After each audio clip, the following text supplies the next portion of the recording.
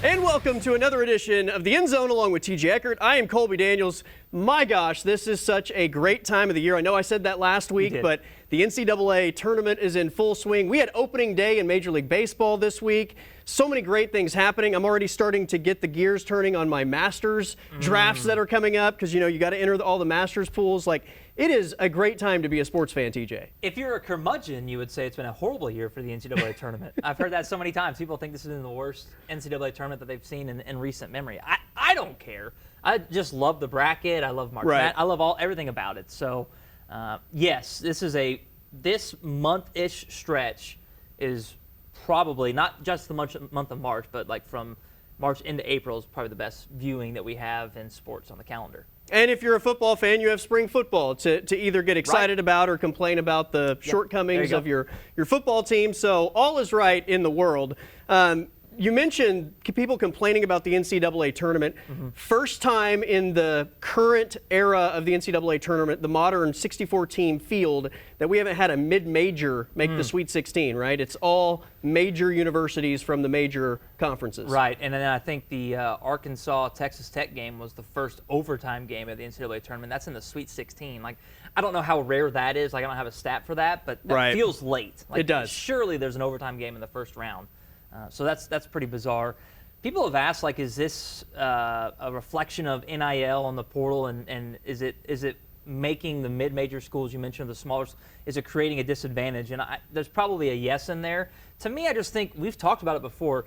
The bubble was weak, and the top 5, 6, 7 teams in the bracket this year were leaps and bounds ahead of the rest of the field. And so I think it's more that than NIL in the portal. But you were shaking your head. You feel like NIL's really created a divide? I think in football, NIL has created more parity than ever because there are more schools that are willing to spend dollars for football than in basketball, where everybody is scraping for more money. And I think there are a few programs that have a lot more money to spend. And in basketball, one player makes all the difference, where in football, one player isn't necessarily, I mean, unless it's maybe a quarterback, isn't necessarily going to make or break your team the next season. So I think just the amount that one player weighs on the production of a team in basketball is completely different to football. But yeah, I think it's a major reason why, and there's a good chance that this may become the norm. And we'll hit some of this in Smash or Punt a little bit later. Sweet. But look, I could do with a few more buzzer beaters in the NCAA tournament, but outside of that, it's been fun. And I will say this about the Sweet 16. I know everybody likes Cinderellas, but I like seeing some of the big matchups that we have in this going into this weekend. Yeah, look, these are the teams that are left pretty much are the ones that have been playing the best basketball all season long. Typically what happens in the tournament is one of those teams either looks over somebody, looks past somebody, and they get upset, and then you get the enjoyment and the excitement of a Cinderella. But to your point, we are getting the best basketball teams in the country playing against each other, which I think is probably the ultimate goal of the NCAA tournament, is to get the best teams playing at the end of the tournament. It doesn't make for as many fun storylines, but the quality of basketball is going to be higher than it probably has been in past tournaments. Yeah, sure. I know that there were some fun games, especially with Texas Tech and Arkansas on Thursday night, where Arkansas had a 98.1% chance of winning with 9 minutes to go in the game, and ultimately it turns into Texas Tech winning in overtime, and what a fun atmosphere that was, and good for the Red Raiders. In terms of women's basketball, TJ, we're getting ready for the Sweet 16. OU going back to the Sweet 16 for the first time since 2013, and they'll run into, I mean, one of the blue bloods of college athletics, right? The UConn women's basketball program. The men fell to UConn last week. Will the women suffer the same fate? It's going to be tough, and I think the roster that UConn's put together is quality, but the name across the chest means something. And then when you have an elite player like Paige Beckers that you're having to deal with if you're OU, that makes it challenging as well. The fact that they've made it to the Sweet 16, I think, kind of got the monkey off their back in that sense. Right? Like that had been such a struggle for you. So I'm wondering if that will play into them making it this, right? Like, we've made it this far, now we can kind of relax a little bit. Well, I don't think making it to the Sweet 16 was the goal of this team, but now that they've done it, I don't know, you can go about one or two ways. You can either play with house money and just kind of play loose and free, or it could just be like, this is what we wanted to do and we're here, and whatever else happens is great. I'm hoping that's not the case. I hope they play well. Sometimes it's like just get to the tournament, and then then after that maybe you don't have the same fire burning, or for them, They've lost in the first round 3 straight years under Ginny. They finally have advanced to the Sweet 16, and you hope that they want more than that, and they aren't just now satisfied with what this season has produced. If you're just satisfied, though, you will get run out of the gym by Paige Bueckers and this UConn team. And the OU women who had their media availability today were asked about facing UConn and Paige Bueckers specifically. Obviously, you look at UConn and they've been a dominant program for years, and they still are. I think just looking at Paige Bueckers, obviously she's a great player. I do think that the SEC has gotten us ready for really good guards. I mean, you look at Georgia Amore, and I mean, we got to play Kentucky twice. So I think just learning from things like that will definitely benefit us in this game. Peyton Velhurst there, the senior guard for OU. Look, I know that you are battle tested without a doubt going through an SEC schedule. Paige Bueckers is on a whole nother level, and I don't know that I would compare anything to what you're going to see from Paige Bueckers. That's the cue, the Michael Jordan that became personal with me meme. Like, that's, you just don't want to, just don't poke the bear. Just, right. That was a good answer. It was a good answer. Nothing against Peyton Verhulst. That was a good answer. But she could have left it at, Paige Bueckers is a great player, and we're going to have our hands full. That's it. That's all you need to say, but we'll see what happens. I'm sure, even though there was nothing bad there, that will probably be used as fuel. I'm sure it will. And again, Paige Bueckers is not the one that you want to make angry in a game like this. All right, let's take a timeout. That game is set to be tipped off 4:30 Central Time on Saturday. We'll come back and talk some Oklahoma State spring football next here on The End Zone.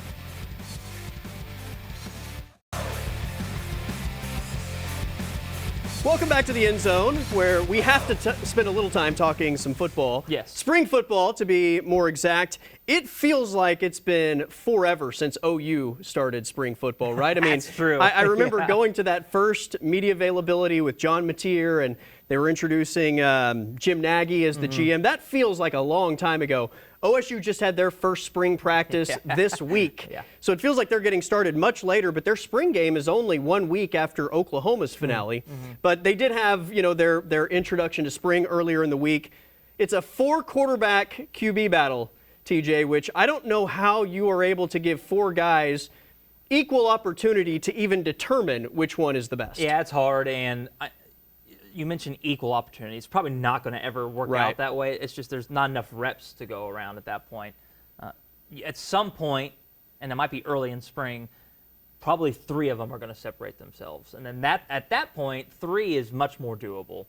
The question is, who's it going to be, right? And I think Mike Gundy got asked about, was it 2012, the quarterback competition they had with J.W. Walsh, Clint Shelf, and Wes Lunt. Yeah, man, blast from the past. It's similar to that because there's just so many names. And at that point, and you maybe correct me if I'm wrong, there wasn't a guy that had kind of been there and done that, right? These were 3 new players coming in. That was coming off the Brandon Weeden. Right. So that's similar to what we have here. And I'm not sure. I can't pick a favorite right now. I know you were at practice. Maybe there was a guy that, when Alan Bowman was there, I know he wasn't everybody's favorite, but he carried himself like a starter to me in practices. And so I don't know if there was one of those guys to you that stood out. Maybe Garrett Rangel, because he's done it before already there at Oklahoma State. It'll be interesting to see how that plays out. I wonder with Mike Gundy, he's always valued experience, right? Yeah. And whether you have guys that maybe are better playmakers, he wants a guy that's been there, done it, isn't going to panic, and isn't going to turn the ball over, right? He'll take a guy that's going to play it safe and not turn the ball over somebody that may commit a few turnovers but also give you some wow moments. That, to me, would probably point more toward Garrett Rangel than the others.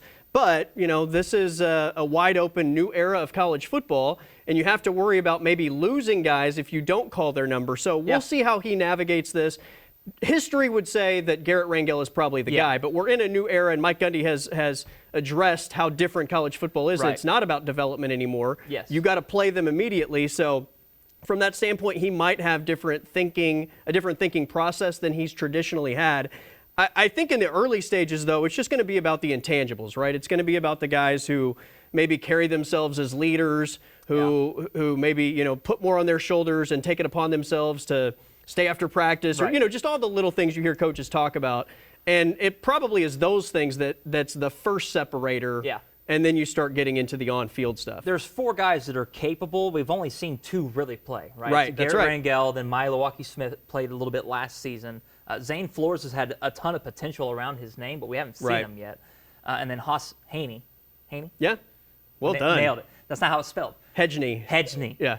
Didn't play at all at TCU, but Right. he's been with Meacham and understands the system. So I would expect the first two to pop off initially with Rangel and Milwaukee Smith, and then from there it's just whether the potential of Flores and Haney kind of burst through. For what it's worth, the order that they went through drills on Tuesday at least was Garrett Rangel first, Zane Flores second, Haney Haney third, and Smith fourth. Okay. So that was the order that they did all their drills in. All right. That doesn't necessarily mean anything, Right. but just for what it's worth. Now, yeah. I do want to play one Mike Gundy clip because we got Mike Gundy being Mike Gundy earlier this week where he lost his phone. He tells a little story. Mike Gundy is all of us when he loses his phone. Because I lost my phone last week for 3 hours, and I got Worst lucky. 3 hours of your life, right? Well, yeah. I mean, you're just in panic mode, like losing a kid. You know. All the things that are in there. And I got lucky. Somebody, it was outside on a downtown sidewalk. And you know, so most people are going to get it, sell it for $200 and black it out, whatever. I go back there 3 hours later, walked in the store. I didn't even go in the store. And the gal goes, "You're Mike and you're looking for your phone, aren't you?" And I said, "How'd you know?" She said, "I could tell by the look on your face." The look on your face when you lose your phone, we all have it. Very and relatable. It's very noticeable, right? It is, and I don't know. I'm curious how it got left on a sidewalk. How did that happen? Did it fall out of his pocket? Was he sitting on the sidewalk just like taking in the Stillwater day? Like there's more to the story, and I want to know it. I want to know what Mike Gundy's doing just casually like roaming around downtown. I know. To the point that maybe the cell phone is dropped or left or whatever. But I love the fact that he's like, yeah, it's like losing a kid. Because that's absolutely the feeling. Yeah. When you like check your pocket and your cell phone's not there. Yeah. It is Like terror. Like he lost a limb almost. Terror from head to toe. Wild. Absolutely. All right, let's take a timeout. It is smash or punt next here on the End Zone.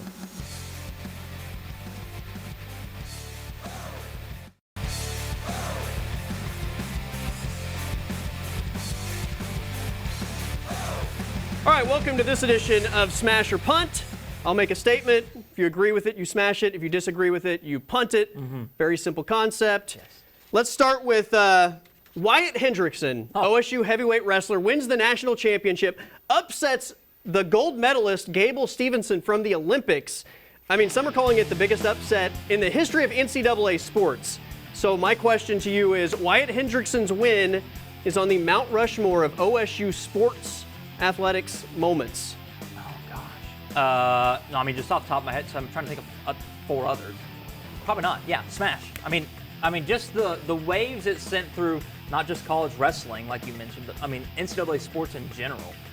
Pretty crazy, and the moment was really cool. The way it happened, it wasn't like he was in the lead early and just kind of held on. It was the fact that It was like a walk-off. Yes, basically. So yeah, I would say smash. I can't think off the top of my head. Like I said, I can't think of 4 other better ones.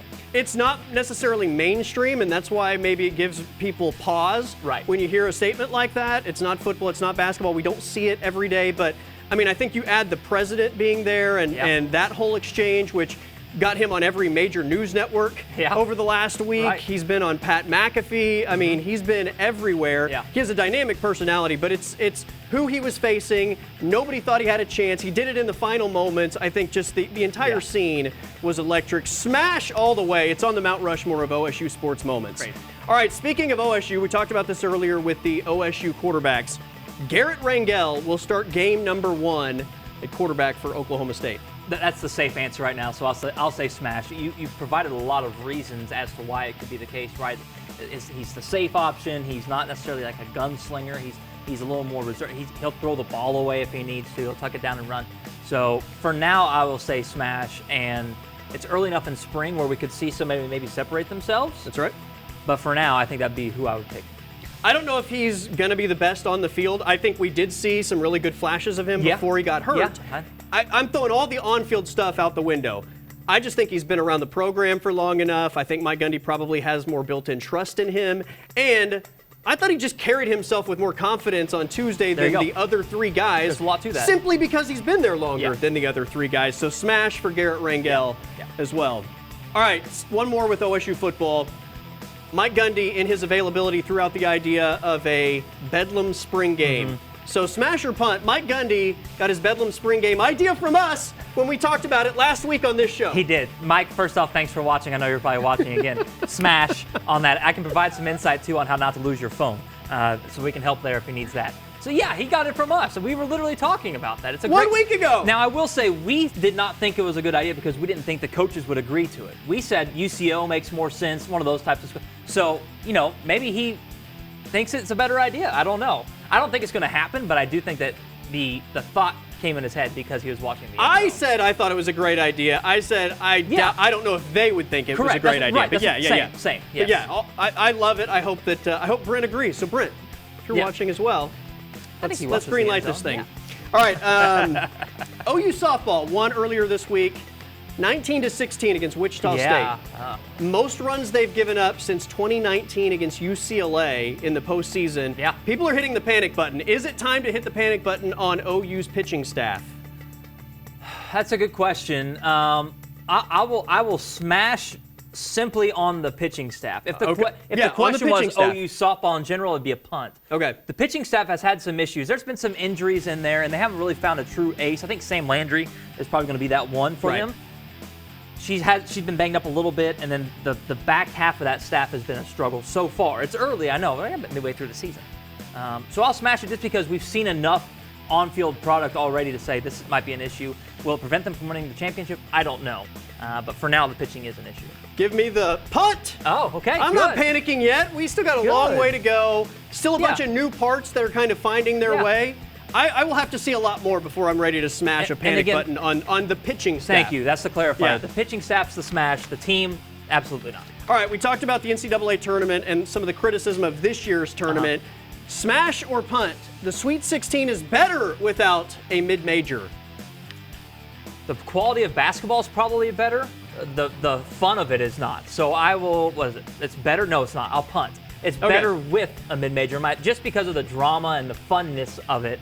Quality of basketball, sure, but I enjoy the Sweet 16 when there's a St. Peter's or one of those type teams to root for. I don't want a bunch of Cinderellas, but one would be nice, right? At least one would be nice. I don't want 5 Cinderellas in the Sweet 16, but one would be nice, so I will punt. The Sweet 16 is not better without a Cinderella. Give me at least one. Agreed. And that is it for this week's edition of Smash or Punt. We're going to come back, and I don't know what there is left to say about Thunder basketball, but we're going to try to say it as we wrap up this week's edition of The End Zone next.